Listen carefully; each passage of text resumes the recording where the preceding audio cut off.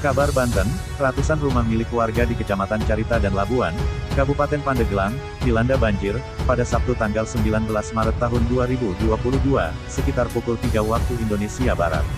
Menurut data yang diterima Kabar Banten dari Pusdalops BPBD/PK Kabupaten Pandeglang, untuk di Desa Sukajadi dan Sukanagara, Kecamatan Carita, sedikitnya ada 191 rumah yang terendam banjir.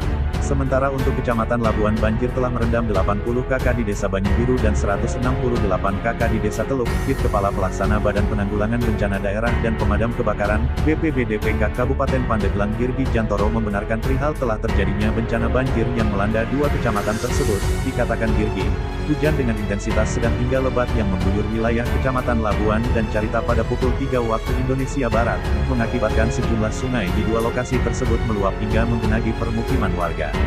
Curah hujan dengan intensitas sedang hingga lebat di wilayah Kecamatan Carita dan Labuan, menyebabkan sungai di sekitar Kecamatan Carita, Sungai Banyubiru, dan Kecamatan Labuan, Sungai Cipunten Agung, meluap, kata Girgi. BPBD/PK Kabupaten Pandeglang telah meneruskan informasi peringatan dini potensi hujan tersebut kepada pihak aparatur kecamatan agar mewaspadai ancaman bencana hidrometeorologi.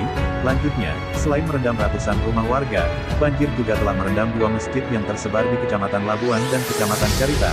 Sarpras atau tempat ibadah yang terdampak diantaranya Masjid Agung Labuan, yang terletak di Desa Labuan dan satu masjid di Kecamatan Carita, ungkapnya. Lebih lanjut Girgi juga menyampaikan, bahwa saat ini pihaknya masih melakukan kajian cepat dan berkoordinasi dengan instansi terkait. Unsur yang terlibat, BPBD, TNI, Polri, pemerintah kecamatan, desa dan unsur relawan, tuturnya.